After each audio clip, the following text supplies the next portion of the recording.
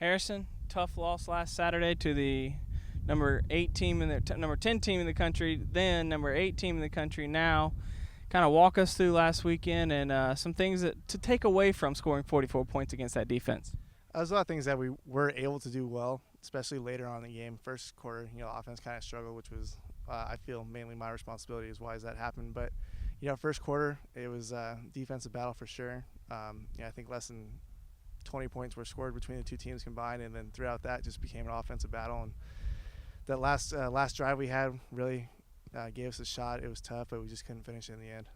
Can you talk about the production out of Richard Cooper behind you, kind of how important that is and how valuable that is to the offense and the job that the offensive line is doing to open the holes? Yeah, our offensive line and Richard Cooper are doing phenomenal things this year. Richard, has been in the system for 3 years, be his third year now, and he's able just to get better and better every year and every week. And our offense is really going to go to the next level because of that guy. Looking ahead, Kingsville down in Kingsville Saturday. You really can't say, well, looking at the film from last year's 55-20 win, because it's a new staff and a new head coach down there. But what have you seen on film this year, and what have you seen looking at the stats and their numbers, that what you'll face down there? Obviously, like you said, they're a lot different team. They got the head coach from Pueblo last year, who was national champions, and they're a lot faster on defense, and they're doing a lot faster things than what they'd normally done. And we're going to have to be disciplined if we want to have a chance against those guys, and hopefully we can kind of be disciplined, like I said, and just kind of go from there and have win the game.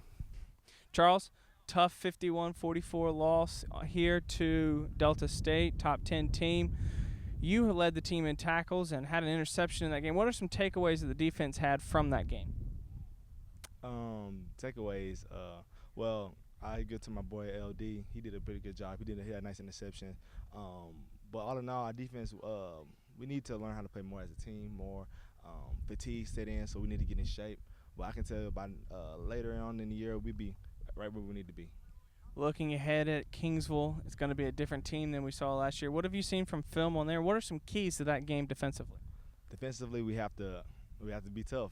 Kingsville, they like to run the eye a lot, so therefore they are a pound and grind team. They have new coaching staff over there, so it should be a good game. And hopefully that if our defense can stay physically into the game, then it should be a good one. Coach Carthel, tough loss Saturday to top 10 team. What are some of the things that you can take away from that game? You did come up the short end, but what are some of the positives you can take away from that?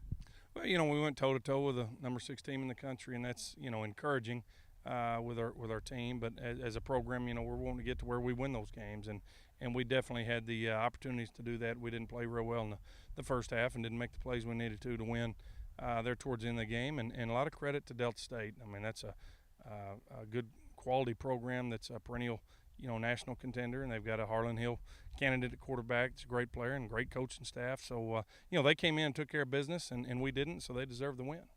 Looking ahead down in Kingsville this weekend, talk about that matchup. It's a new head coach. You can't really look back at old film and say this is the Kingsville team. Kind of talk about that team and how they progressed early in the season, and what are some keys for the Lions this weekend?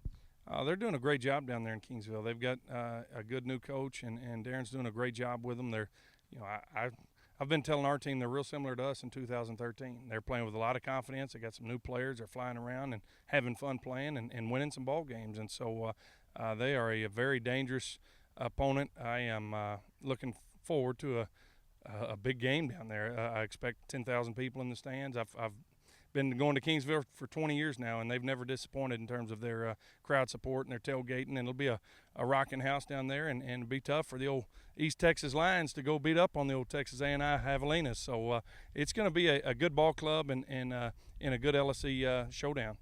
You talk about LSC showdown. That Lions have retained the Chenault Cup for the past 3 years, or past 2 seasons under you.